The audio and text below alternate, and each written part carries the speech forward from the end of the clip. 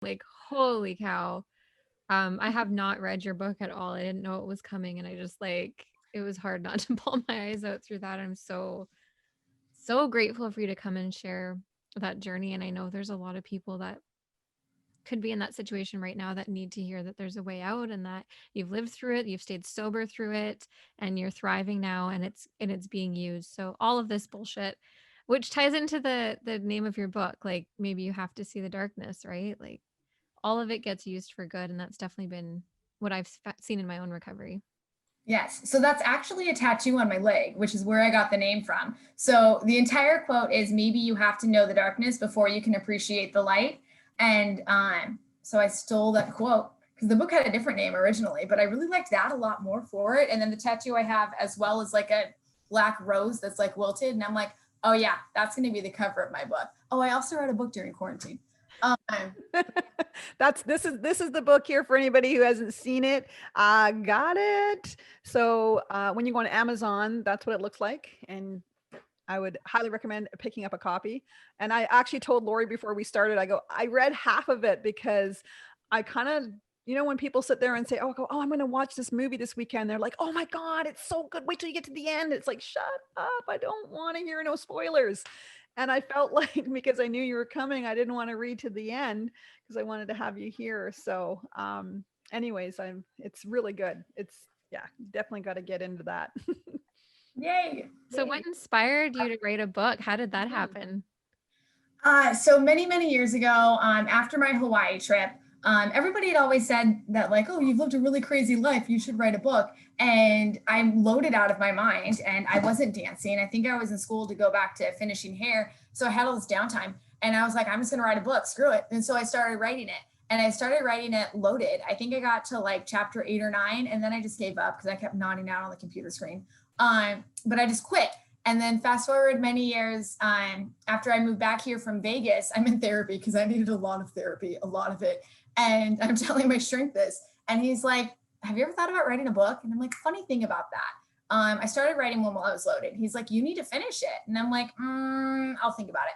I went home and I tried to write and I felt like I couldn't write. Like, I thought I was a really good writer, loaded. Upon retrospect, I was not as great as I thought that I was, but I thought I was a whole lot better loaded than I was clean. So I gave up. And then fast forward many more years. And currently the treatment center that I'm working at, one of the case manager was reading one of my notes and she's like, Lori, I really like how you write. Like, you should write a book. And I'm like, yeah, funny thing about that. I started, but I quit. And she's like, oh my God, I need to read it. And I'm like, you're not reading that. And she's like, no, you have to let me read it. I'm like, we're not going to do that. And she's like, no, you have to let me read it. I'm like, I will let you read it, but the caveat is this: you cannot speak of it again. You cannot share it with anybody and you have to let it die. And she's like, fine. She shared it with another coworker who read it. And then after they both read it, they said, you have to finish it. And I was like, you guys suck. So I started writing it in February and then insert quarantine. And so I had a lot more time to write. So I was able to finish it. I think I finished it finally, like right around May. Was by the time we started going to the editing process. Wow. Yeah. That's incredible. Like that's a lot of people who didn't have the past you have dealt with. I can't even finish a book. Like that's a big freaking deal to be able to do that. And most of the time it takes like 2 years or something. Like it's kind of cool. I feel like in recovery we're really guided by like our higher power, intuition, whatever, and things just seem to like flow better and click because it's not our words. It's like almost coming through us. And that was my experience. Would you say that's true for you? Oh, absolutely. I remember like during the process, I was struggling, like, am I writing? Because like, I don't think I'm going to get famous. It's not published under my actual name. I went with like a fake name for work purposes and family purposes. But like, I remember thinking like, am I in self-will or I am in God's will on this? And I had finished the book and it came to like trying to find an editor for it because I have terrible grammar. And so I call my higher power, his name is Harold. So I'm having a conversation with Harold. And I'm like, is this your will or whatever? Like, if it's your will, send me a sign. Anyway, so I'm going through a couple of different editors. We had just gotten our, whatever the check was called that they gave us. We only got one in America. I know you're all in Canada. And I can't Stimulus check? What? Stimulus check. Thank you. I got the stimulus check like a couple of weeks before and it was $1,200. And so I'm going through editors. I like one, but I don't like the other one. Anyway, the chick that I wind up liking, I ask her how much she wants. And she says, oh, I'll take $1,200. And I was like, Harold, I'm thinking this is you. That works. That is so good. I love the fact that you're calling your higher power Harold. That's freaking amazing. There is a story behind that. Would you like to hear it? Yeah. Yes, I'm glad that you I was just about to ask. Okay, where's that coming from? Because I got the 619 on information and that was really helpful. Thank you. So now I need to know about this Harold. Yeah. So the story of Harold is this. So when I started coming into the rooms, right, like I was very anti-God because of religious history, right? So I remember working a second step and my sponsor had me like, she said, it can be anything that you want. It just has to be loving, kind, and greater than yourself. And I was like, all right. So I was a big fan of like the law of attraction. And Did we just freeze? Oh, did I? No, we're good. Okay. We're good. okay. Sorry. You're good. So I was a large fan of the law of attraction. So that was my first higher power. And then she told me that like your higher power wouldn't change and navigate over time. And if it does, that's okay. And so at some point in time, I was in a meeting and I heard somebody say that their higher power is like a male figure, but they don't have a face and they don't have any fingerprints. And I really liked that. So I had this male figure that hung out somewhere up in space with no face and no fingerprints. And that was my higher power for a long time. And then I do this really weird thing where I talk to my higher power in the shower often. I don't know why. I've done it my whole recovery. The shower in the car. Anyway, so I'm in the shower one day having a conversation again. And I just hear the name Harold. And I'm like, is that your name? Is that I'm fine with that. So now my faceless, fingerprintless higher power's name is Harold, which I'm okay with. So fast forward a little bit more time. And a few years ago, I had a sponsee kill herself, wrecked me, ruined me. And so once again, I'm in the shower crying to Harold. And I have this visual image.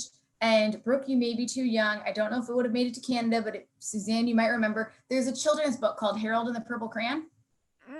No. Maybe. Okay. So it came out. Yeah, look it up.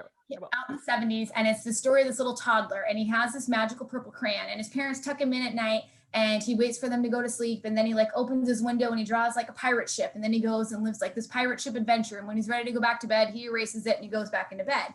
And so I had that visual image in my head as I was crying in the shower one more time, and I realized, all right, Harold, like my higher power is now a toddler that gives me a purple crayon, and he allows me to draw my life, and it's my job to walk through it. And whatever he creates for me, I'm just gonna do. So my higher power is a toddler named Harold. I know the book now. As soon as you started saying he draws on the wall, oh my gosh, my son loved that book. Yeah. And it's actually like a bestseller. Yeah. Oh yeah, it's good. We're gonna have to post a picture of that for anybody who wants to read their kids this story, because absolutely, there's a whole bunch of them. Yeah, how beautiful. Actually, something, you touched on a few things that I wanted to kind of just spend a little bit of maybe feedback from you, because there has been so much loss in regards to addiction. And you were saying like, you lost someone close that you're working with, you're trying to carry a message and try to, help along the way, because that's, what you were saying. And she passed away. Like how did you get through that? And maybe share a little bit about that, kind of slow down that little time. I want to cheat and I want to look in a book. I can do it and maintain anonymity. Okay. You can't see that, can you? Okay, good. No. So I was a wreck. I was a huge wreck, right? Because she had relapsed, and I was I think I have the wrong book. I'll figure it out. She had relapsed, and I was meeting her after our meeting to talk about it. And she wanted to get into detox, and I was like, check it out. I have to go do an H&I panel tonight. I can pick you up after work. I can drop you off with my parents. You can hang out there. You can come back home. I'll pick you up after my H&I panel, stay at my house, and then we'll figure out how to get you into detox the next day. I hit her up after work. She didn't answer. I went to H&I. I called her a million times. She didn't answer. One of our mutual friends found her after she had taken her life. And I just lost it because once again, I feel like it's my fault, right? I could have done something different. I know that I couldn't have, but my brain lies to me in that moment. And so I called my old sponsor from Orange County, who I've always remained in contact with, because that woman scares the crap out of me. And I love her so much because she's so just literature-based and solution focused that I go to her for everything. And I was like, what do I do? And she tells me a different spot in the literature to look at. And I did a lot of writing on it. I was calling her all the time, and I was just stuck for a really, really long time. And one of the things that she would always tell me, that if I'm ever in a situation and the answer to the situation is not spiritual, then it is not the answer. She would harp into me spiritual principles, this woman would. And she would always tell me, like, how can you actively apply whatever step that you're working on, to be able to get through whatever is, because whatever step I'm on, I can use the spiritual principles behind that step with whatever is going on in my life.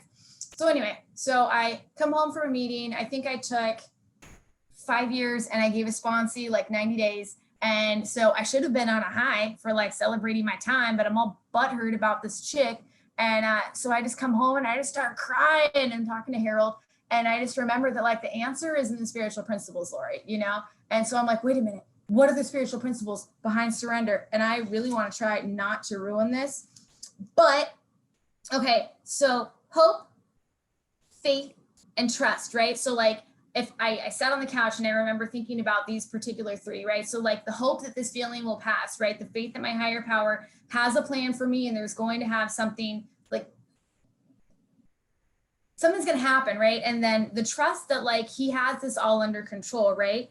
And then surrender is also one of them behind step 7. Like I have to surrender my feelings at the end of the day. Like the longer that I hold on to this, the longer I'm going to continue to like be miserable. And like, if I don't allow myself to like surrender these feelings, nothing's going to come out of that, right? Patience is another one behind step 7. Like I need to have patience to allow this process to happen. And then as well, like humility, right? Like my pain is no greater and no less than anybody else's. And I just have to allow this process to like happen. And so like once I had that like aha moment go off in my brain, then I was like, oh, this is how I get through it. Like I have to practice the spiritual principles in all of my affairs.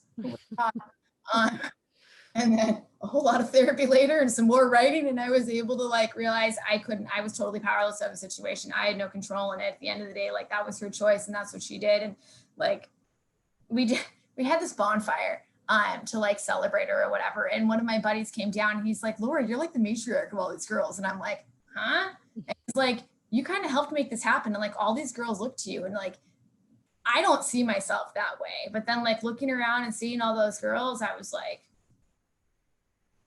okay, so if these girls look to me, like I need to get over my own shit. Like I can grieve in peace and quiet, but like I need to foster some unity and some hope here and some harmony in order to like help us all get through this. Otherwise, we're all going to be as fucked as I am, and I'm miserable. So spiritual principles is a long-winded answer to how I got through it.